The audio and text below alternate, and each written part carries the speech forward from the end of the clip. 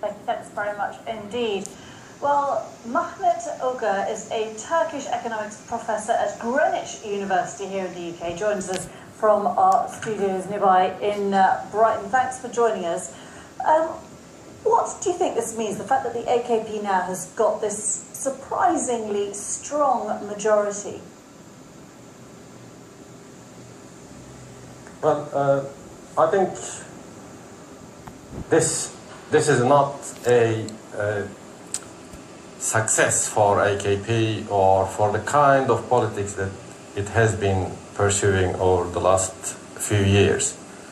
It is going to cost Turkey more in terms of institutional degradation, in terms of rampant corruption, lack of respect for rule of law, and other issues that we take for granted in Western countries.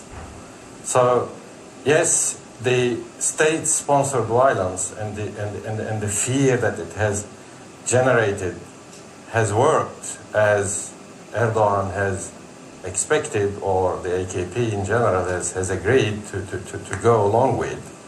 But it's going to be at a further cost in terms of institutional degradation and Turkey becoming less reliable partner for peace and security in the region. That's my view. And yet they are facing a lot of genuine security threats. They are a big player in the region, with Syria and Iraq still causing, of course, huge instability. People have voted, and that mandate to the government suggests that people want security above all else. They're willing to sacrifice perhaps some of their freedoms.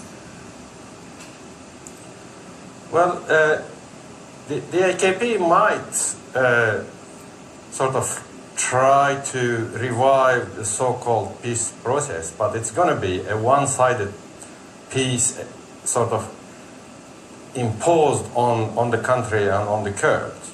And I think this will lack legitimacy. It's like a situation where the ruling government has got discretion to go to war if necessary and grant peace if necessary, if it suits its interest.